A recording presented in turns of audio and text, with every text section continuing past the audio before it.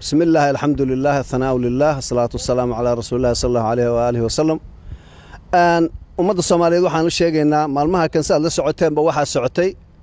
howlgalladii joogtada ahaa ee ka socday gobolada Galgaduud iyo Hiiraan iyo Shabeellada Dhexe arbacadii waxaan ii sheegnay dagaal ballaaran inuu ka dhacay deegaanka Xawaalo Xuseen iyo Qurac Dheere oo ay laba ciidamada xooga hubaysan kacdoonka shacabka Soomaaliyeed laba looga dhaawacay cadawgeena laga qabtay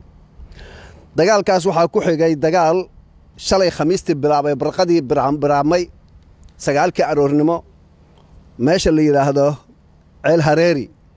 Ceel Hareeri waa deegaan 15 kiiloomitir u jira Aadan Yabaal wuxuuna ka tirsan yahay degmada Maxaas deegaanka Moqorkori halkaas ciidan aad u badan oo ay ku ururiyeen ugu tala galeen inay Aadan Yabaal ku difaacaan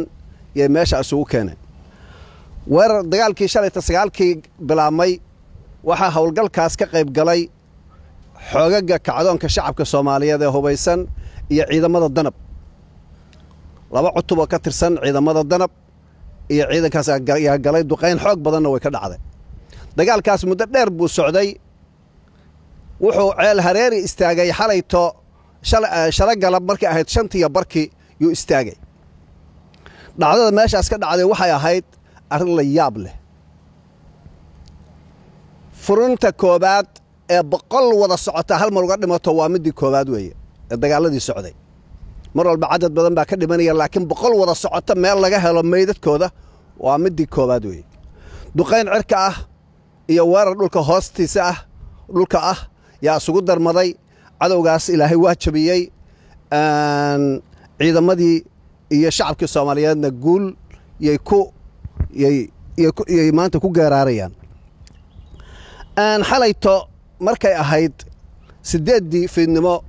xog ciidanku ay ka heleen iyo xoogaga kacdoonka shacabku ciidan xog ay ka heleen Aadan Yabaal oo dadka deegaanka ay heleen si kastaba ha ku helaana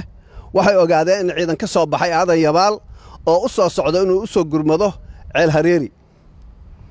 waxa ciidan loo geliyay meesha la yiraahdo Garas Magan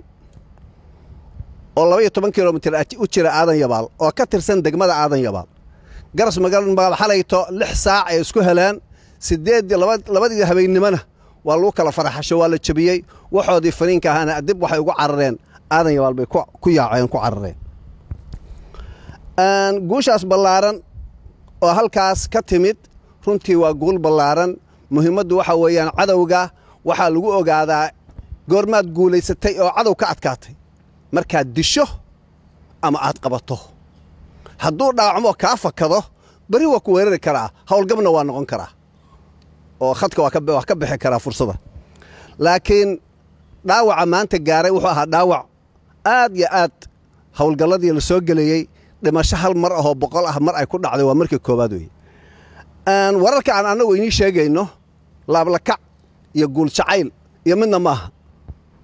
waa xogag rasmi aan ka helno saraakiisha dabadeedna aan soo marino sarkaalka howlgelinta iyo taliyaha xoogga markay noo soo xaqiijiyaan oo hubiyaan yahdaan waa sax markaasaan shacabka Soomaaliyeed u sheegnaa ka hor uma sheegno saakayto waxay baawur qarax oo Leyla Calaawi ku soo weerareen masaajid Cali Guduud laakiin xogtiisa waa la helay waa loo diyaar garoobay laba baasuka lagu dhuftay baawurkeena waa qarxay naftiisa haligihii la socdayna meeshaas uu ku gubtay innagana wax dhibaato ah nama soo gaarin waxa la sheegay dad aan meesha joogin oo ciidanka xoogaga kamid ah biro faniino inay gaareen oo dhacway iska fudud laga bixbixiyay waa markii qarax dhaco waxaan fanfaniino dad meel fog jooga gaaraan laba nin baa la ii sheegay faniinka yarka oo gaaray ayagana wax hadda dhaawac hataa fudud waa wax ka sii hooseeya dhaawac fudud aan hataa ahayn intaas la sii sheegay naloo sheegay guulahaas runtii hal baan rabaa inaan u sheego 2011 dagaalkii markuu xamar ka bilaabanayay waxa ka jirtay abaar aad u fara badan abaartii 2011 xabadda mar meeshan ka bilowna maalintii aan weerarnay habeenkii roob baa ku daayay saraakiishii joogtay iyo dadkii joogay iyo ciidamadii joogay hal weydiiyay arrintaas waa arrin aan xaqiijiyay way anigu saraakiisha furunta ku jirtay baan ahay gobolka Banaadir ماشي عاوة مركان ما ديق أيجا عن دادنا هبينك رب إيمانية تاسو واحد دليل وتهي إلهي وحور رال لكي هي هدال سميسو رحمة دي ساكو إيمانيس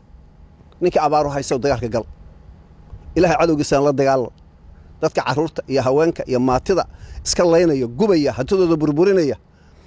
diinta ku been abuuranaya beenta ka sheegaya ilaahay iyo nabigiisa maxamed kaleey salaatu wasalaam nimankaas cadawga ah kor inta malaa'ig looga soo dejiyo leyn mayso inagana loogu talagalay ilaahay anagu noogu talagalay inaanu ka qabanno bulshada